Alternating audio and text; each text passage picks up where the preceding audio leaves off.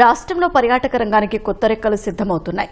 Seaplane సేవలతో పర్యాటకులకు సరికొత్త అనుభూతిని కల్పించే దిశగా ప్రభుత్వం చర్యలు చేపట్టింది. అమరావతి, గండికోట, తిరుపతి వంటి ప్రధాన కేంద్రాలతో పాటు దూర ప్రాంతాలను అనుసంధానించేలా ప్రణాళికలను సిద్ధం చేస్తోంది. పీపీపీ మోడల్ కేంద్ర నిధులతో అమలు కానున్న ఈ ప్రాజెక్టు కనెక్టివిటీ లేని ప్రాంతాలను టూరిజం హాట్స్పాట్లుగా మలిచే గేమ్ చేంజర్గా నిలవనుంది.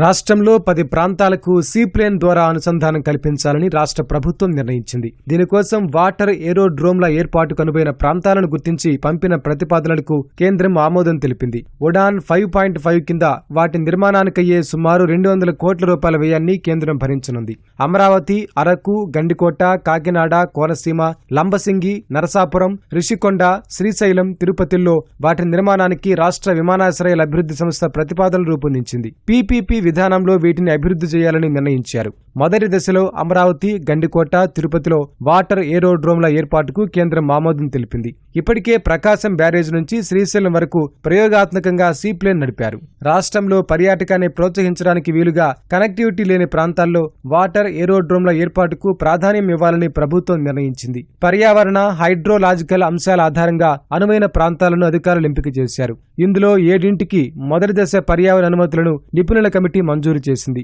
తక్కువ సమయంలో ఆయా ప్రాంతాలను సందర్శించాలనుకునే వారికి సీప్లేన్ ప్రయాణం అనువుగా ఉండనుంది.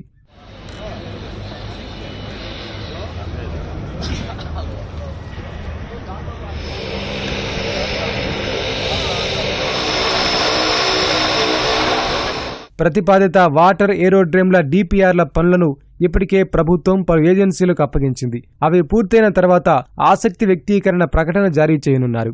మొదటి దశలో ప్రకాశం బ్యారేజ్, శ్రీశైలం డ్యాం, గండికోట రిజర్వాయర్లలో ఏరోడ్రోమ్ల ఏర్పాటుకు ఏజెన్సీలను ఎంపిక చేసే ప్రక్రియను ఏపీఏడీసీఎల్ ప్రారంభించనుంది. మిగతా వాటిని రెండో దశలో చేపట్టనున్నారు. అమరావతి, గండికోటల్లో ఏరోడ్రోమ్ల డిపిఆర్లను రైట్స్ సంస్థ తయారు చేస్తోంది. తిరుపతి డిపిఆర్ ప్రాజెక్టును ఫీడ్బ్యాక్ హైవేస్ కు అప్పగించారు.